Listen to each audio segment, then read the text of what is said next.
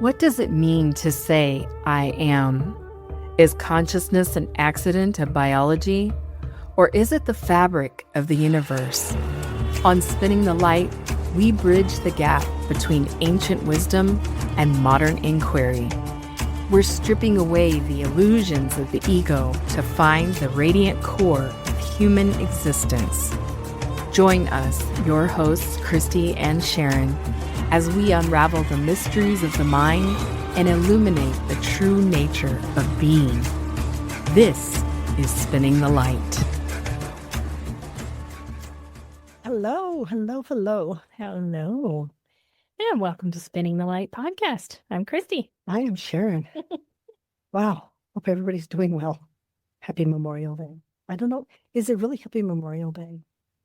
I don't think it's really that, but we do want to take a moment to acknowledge and remember and show gratitude for those who have served in our military and who had that ultimate sacrifice. We really do have immense gratitude for all of the service that you did and for your families and just everything that goes into that.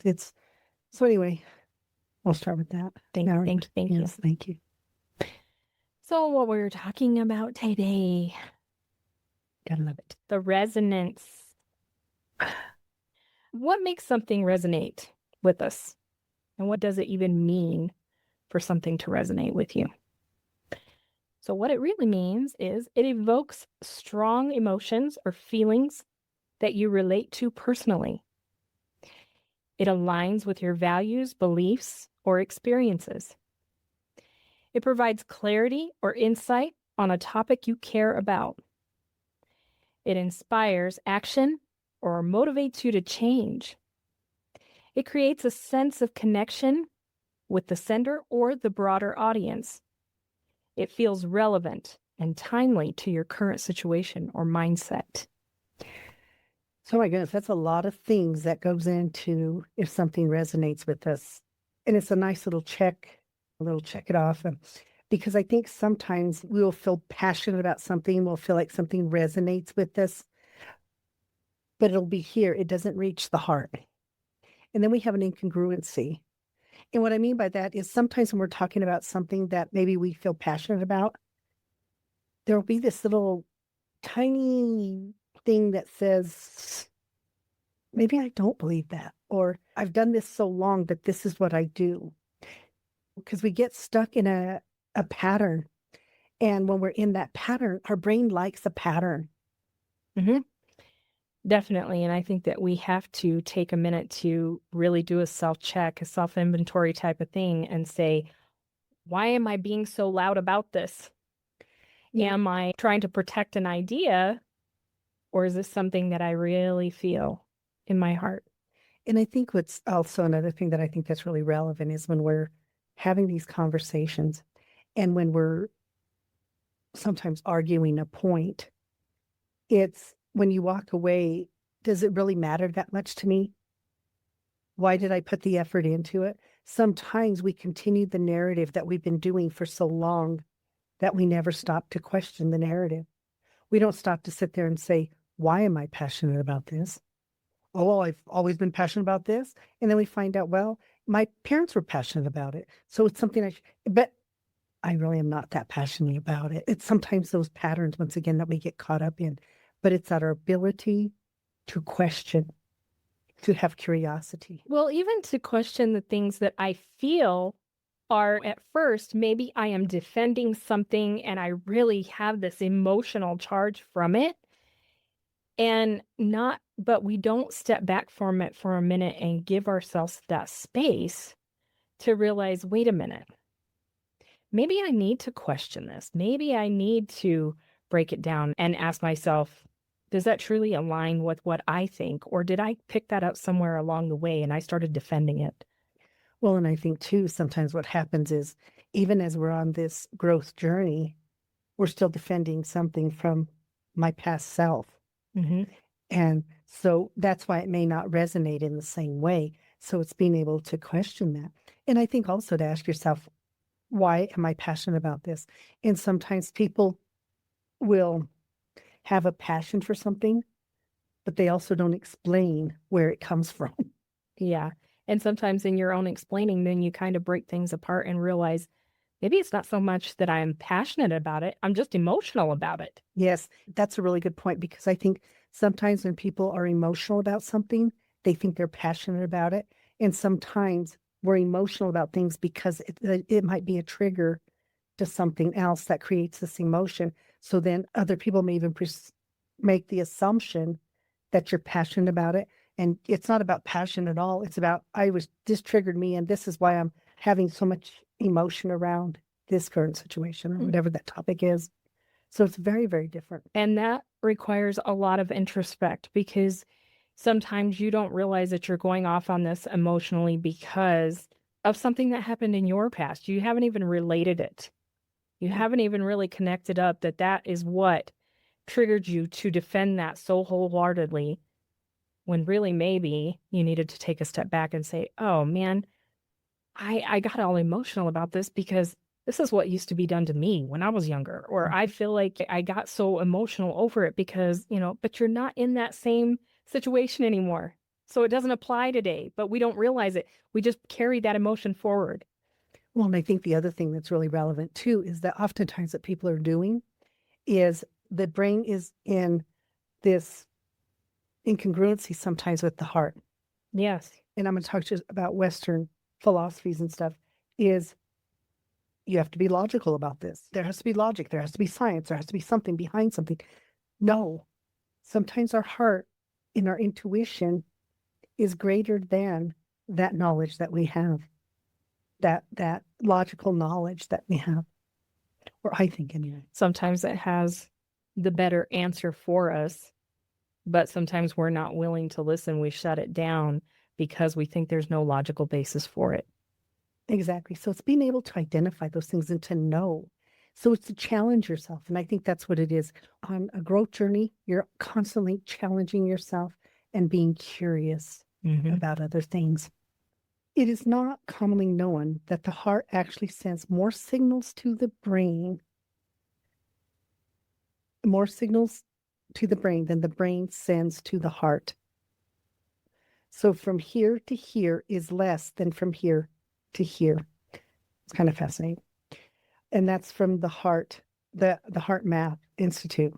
The HeartMath Institute has been conducting studies on this for over 30 years.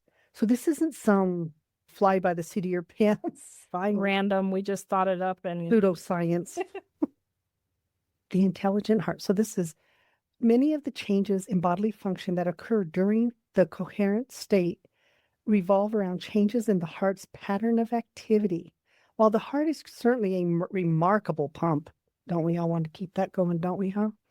Interestingly, it is only relatively recent in the course of the human history, around the past 3 centuries. That's not a long time, people.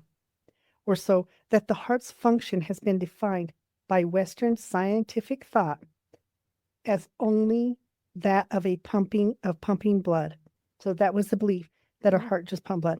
Historically, in almost every culture of the world, the heart was ascribed a far more spiritual, multifaceted role in the human system, being regarded as a source of wisdom, spiritual insight, thought, and emotion. Scientific research over the past several decades has begun to provide evidence that many of those long surviving associations may well be more than simply metaphorical. These developments have led science to once again to revise and expand its understanding of the heart and its role in the amazing organ. So once again, Western culture, we need science. Whereas when we look at Eastern culture and Eastern philosophies, they look more at the whole body. They're looking at the heart in a very different way. The spiritual aspects of what our heart contributes.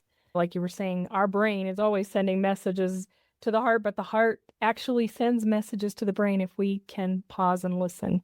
In the new field of neurocardiology, for example, scientists have discovered that the heart possesses its own intrinsic nervous system, a network of nerves so functionally sophisticated as to earn the description of a heart brain. Containing over 40,000 neurons, the little brain gives the heart the ability to independently sense, process information, make decisions, and even demonstrate a type of learning and memory. In essence, it appears that the heart is truly an intelligent system. Research has also revealed that the heart is a hormonal gland manufacturing and secreting numerous hormones and neurotransmitters that profoundly affect brain and body function. Among the hormones the heart produces is oxytocin, well known as the love or bonding hormone. Science has only begun to understand the effects of the electromagnetic fields produced by the heart, but there is evidence that the information contained in the heart's powerful field may play a vital synchronizing role in the human body, and that it may affect others around us as well. Research has also shown that the heart is a key component of the emotional system. Scientists now understand that the heart not only responds to emotion, but that the signals generated by its rhythmic activity actually play a major part in determining the quality of our emotional experience from moment to moment. As described next, these heart signals also profoundly impact perception and cognitive function by virtue of the heart's extensive communication network with the brain. Finally, rigorous electrophysiological studies conducted at the HeartMath Institute have indicated that the heart appears to play a key role in intuition. Although there is much yet to be understood, it appears that the age-old association of the heart with thought, feeling, and insight may indeed have a basis in science. I find this research really fascinating. Oh, yeah. And I think because we've been taught so much in Western culture, go to the brain, go to the brain, go to the brain. And I think what happens is that we've created, instead of this synchronicity, we've created this not animosity, but this competitiveness almost between the brain and the heart. Mm-hmm. So if somebody is, say, experiencing anxiety, if they would listen to the heart, the intuition tells them there's nothing happening. However, the brain is creating a scenario. Mm-hmm. And so I had my client, I said, well, when that's happening, he goes, no, you don't understand. I know it. But he's here. Yeah. His brain is sending that signal to him that this is happening. And I told him, I said, you have that fancy little watch. I said, use it. He goes, what do you mean? I said, it takes your pulse, doesn't it? He goes, well, yeah. Monitors your heart, doesn't it? Yeah. I said, well, next time you have that, I said, I want you to look at that and tell me what happens. He comes back and goes, oh my God. As soon as I saw that my heart was fine and my pulse was fine, I said, what your brain did was send another message. Oh, you're fine. But there was part of you that knew you were okay. And he goes, well, yeah. That's that intuition. That's that heart. That's that, your heart is that muscle that's telling you it's okay. And we can build that muscle to absolutely. be able to really listen to that, because you're right. The brain creates a false narrative in those situations when an anxiety attack hits. Trusting in the heart gives us information. Intuitively, our heart knows there's no danger, but the brain tries to take over. We've been taught to shut down the messages of the heart for logic. You know, we've talked about this and the importance of our intuition. And over time, shutting down our intuition is also shutting down the heart. They work together. Mm-hmm. It's a relationship. And the thing is, this should be a complete relationship. There should be no disconnect between my brain and my heart. But in Western science, we have always gone to science and logic and that cognitive piece of it. And we've negated this whole other piece of people. And I think what we're seeing is this resurgence of people saying, whoa, wait a minute. My intuition, my learning about my spirituality, my connectedness is just as important. It's a relationship. And the more I know about those things, the more overall health that I have.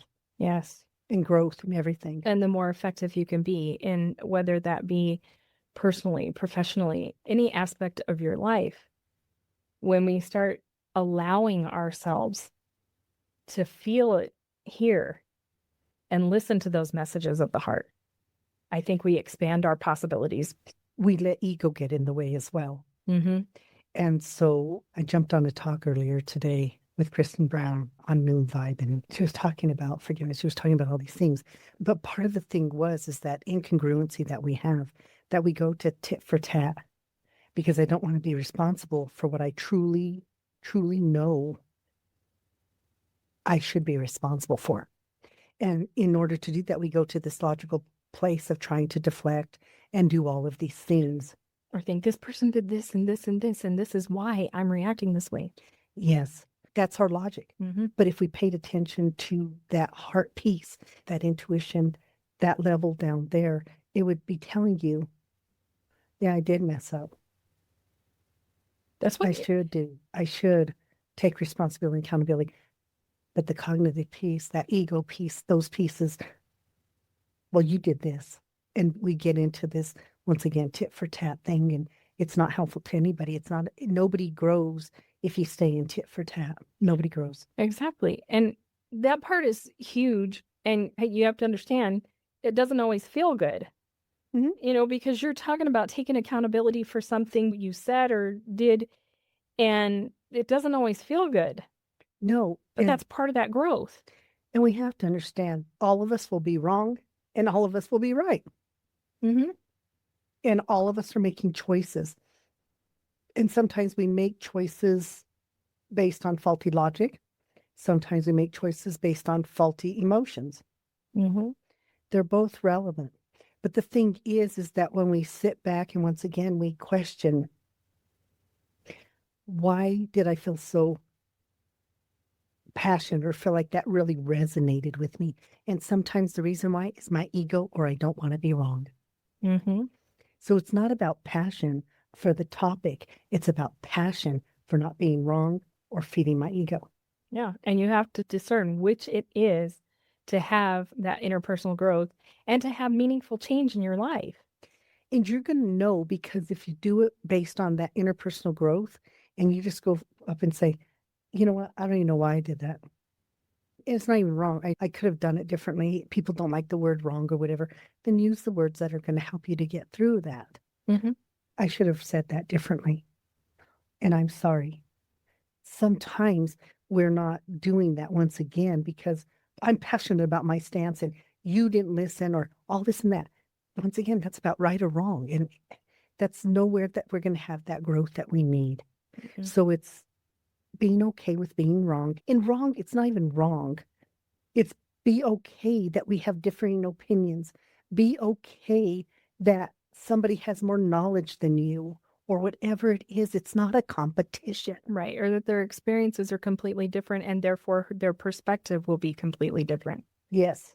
And sometimes ask the questions. Create a dialogue. And the more that you do this within yourself, you're not even going to get into those places where that it's tit for tat, or you're not even going to go that far because you're not going to feel there's not the necessity to have the argument to defend anything. And part of the thing is when you see somebody where you've stepped away and you've kind of stopped the conversation, but they're still pushing, then that to me is they're like, if something truly is in my heart and truly is my passion and I resonate, I simply present it. And then it's up to you to do with whatever you want with it. Mm-hmm. But if I'm sitting there trying to shove it down your throat, then that's now about me. And I have to question, why is it so important for me for Christy to agree with my view or whatever that is? That's not passion. That's not something that resonates with you.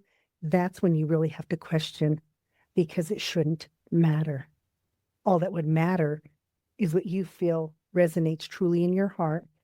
And when something resonates in our heart and it's truly something we have passion for, it's not about being aggressive. It's not about yelling. It's not. It really is just expressing yourself. And some people may then question, well, you don't seem very passionate about that, because they're expecting, we've created this idea that if I have a passion, I have to escalate to this level to show the degree of passion. No. Sometimes what's very passionate for us can sometimes be very quiet. Mm-hmm. And once you've planted the seed, understand that people are at different places in their life and they've had different experiences, and you've already put it out there. Maybe one day they'll see it from a different light. So if you are having that where you're getting all wound up and you feel like the person's not listening, then my thing is pause and listen to yourself. That's how we start to really break that apart and look at, why is this so important for me? Why am I doing this? Why am I having this strong emotion? Where does this come from? And sometimes, remember, those patterns are great. They're very embedded in us. And especially if we're looking at generational patterns, sometimes what you're doing is you're regurgitating what those other generations have done because it's something you've heard so much that you think it's yours. And oftentimes it's not. And it's not our responsibility. We don't have to keep certain generational patterns alive. We can change them, modify them, sometimes get rid of some of them. Exactly. We don't have to keep them.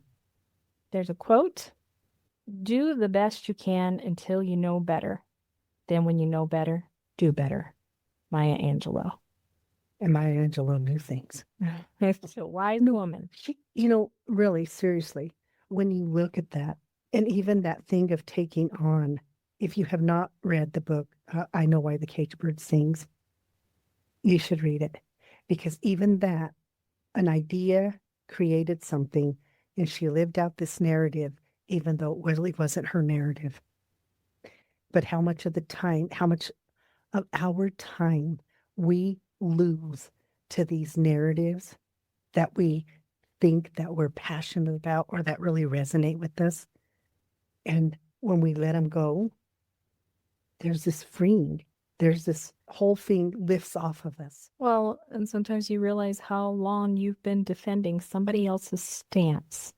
Somebody's been over here putting this in your head, and you've just defended it to the hilt. Things that we are passionate about. I feel like we're really passionate about what we're doing right now. Mm-hmm. We're passionate about it. We talk about it often. We do a lot of research on it. We learn as much as we can on these topics that are important to us. That's when you know something really resonates with you, is when you want to learn more about it. And you're not repeating the same thing over and over again. You're investing in it. You're investing in that thing that resonates with you. And you're willing to look at maybe stuff you've never even entertained before. There's research happening all over the place that's helping us to deepen our understanding of the universe and our place in it.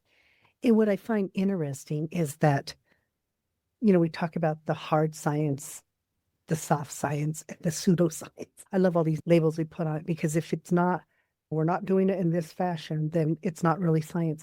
The thing is we can do science in many, many different ways. Mm-hmm. For so many years, psychology has been like a pseudoscience. It's not real science. Even though in psychology, we've really been looking at neuroscience.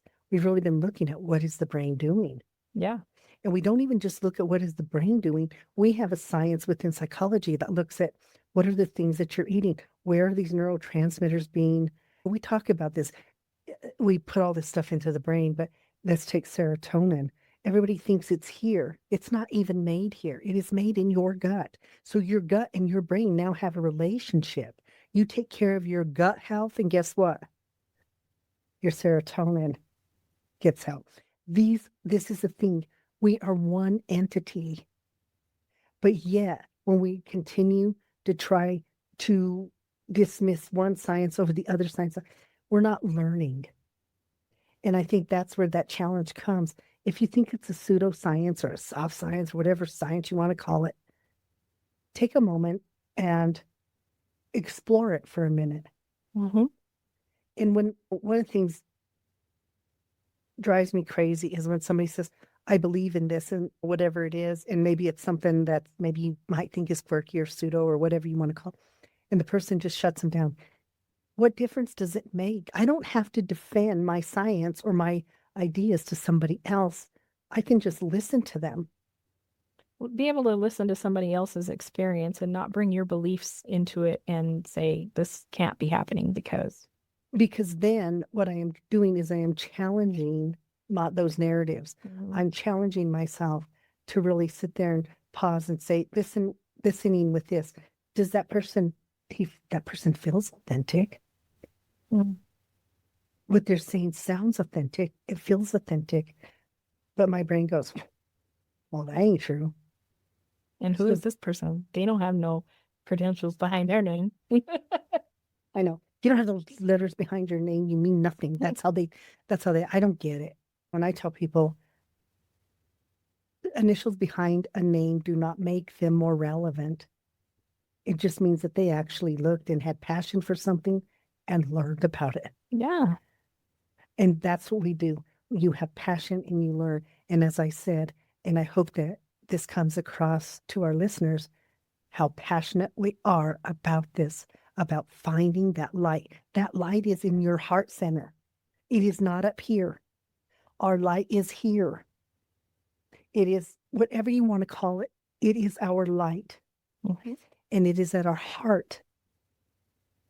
It is love. This is about aligning our actions to the person that we are aspiring to be. In other words, our integrity. Your moral compass isn't just a gut feeling, it's a toolkit for integrity. While social constructs often blur the lines, true alignment comes from auditing inherited beliefs against personal empathy. Focus on your why to find your way. And I think that's really important. And I feel like it's so hard to know what's truth anymore. And what I mean by that is AI can generate things. People will tell you something that's not true that you know is true, but they're very stuck on, no, you're lying. That's fake. This is real. It's all of this narrative. And so I think it's creating a lot of confusion in people. But I think if you kind of shut that out and go to that heart center, it's going to guide you. It's going to tell you, does that make sense? Does it resonate with me? Mm-hmm. Is it resonating here? Not here, here. Am I truly feeling it? Is it resonating? Is it making sense? Those are the things. Because in that heart center, we're going to have empathy, compassion, all of those things that help in that total connectedness of not only connect me, but that connectedness I have to everybody else. Exactly.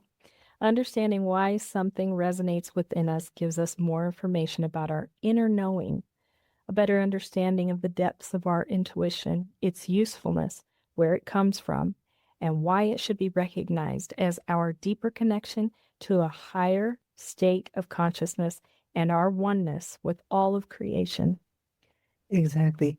I think we have to start bridging these two, the heart and the brain, in understanding that both of them are working for us. But we're not utilizing that. We're having them incongruent. We're having this internal, you're right, I'm right, you're wrong, all of these things, because that's happening internally. Mm-hmm. That's why we question things. That's why we are unsure of things. And that's happening on that level. So I think that in order to make that alignment, we have to truly be willing to look internally and to be brutally honest with ourselves. And sometimes that's hard to do. Mm-hmm. And if your head and your heart are at odds, why? And the other thing is even though it's hard, I will tell you this, when you are brutally honest and you continue to have that growth and development in making yourself a whole person, not this fragmented thing, Mm-hmm. it's amazing how everything comes into alignment. You have decreases in anxiety, increases in mood stability, better physical health, healthier relationships. But the most important thing, you start to have a really healthy relationship with you, and you learn to trust yourself. This is the thing. There are many entities out there who do not want you to trust yourself. Yeah. Because they can manipulate easier. they're not going to benefit off you in that fashion. You're going to learn to do things that are about benefiting you in a healthy way and in a way that is that connectedness that we have. Because if you build yourself up and you become healthy and you help in that way, once again, find your light, spin your light, and you can help the next person and the next person, then what we will find is we will have independent thinking people. We will have people who are truly coming from that heart center. And it'll be about not only themselves, but about humanity. It's a ripple effect, people. So that be that pebble in the pond. Start the ripple effect. Understand you are your greatest investment. Yep. But we're not being taught that. We're being taught other things are more about invest in a job, in school, in money, in all of these things, retirement, all these things. All external focus. Because that's making somebody else something, but it's depleting you. So learn to invest in you. Take that time. Nurture yourself. Listen to yourself. Trust yourself. That is the most important thing. Challenge yourself. Listen to other people's ideas, whether it's about religion or spirituality or politics or, this versus that. It doesn't matter what it is, science versus non-science. It doesn't matter. But we broaden our abilities for growth when we have the capability, I think, of listening to other people. Yeah, for sure. Hopefully you've heard something that you like today. And if you do, go to our website, spinningthelightpodcast.com, subscribe, and you will get an email whenever we post a new episode. We're trying to build a community and would love to have you be a part of that. You can email us on there and we would really appreciate it. We love your feedback. We also have YouTube Worlds of Wonder By spinning the light. That's where our inner world meets the outer world and just our experience of the world. And so we would love for you to subscribe on there. We're also on social media, Facebook, Instagram, and TikTok. And every Saturday and Sunday at 10 a.m. Mountain Standard Time, I am on the app Noom Vibe. It's a free app, but it goes along with everything we do here. It really is about having a community. It's a huge community, very huge community. And those are live talks. You are welcome to jump on there and comment about the topics and share your wisdom, share your stories. It's a really great app and we appreciate it. And when Christy said about building a community, if you listen to us and you like what you're hearing, recommend us to your family and friends. And sometimes even to your enemies, because they need growth too. I'll make a list. There you go. But no, seriously, help us build this community. We cannot do it on our own. Yeah. So, once again, hope that you found something useful in this. And if you did, share that with us. If you didn't, share that with us too. We're good with everything. Anyway, we want to thank you so much for joining us. And we'll be back next week, and hopefully it'll be a topic that resonates with you as we hope this one does. Thank you. Thank you so much. Have a great week.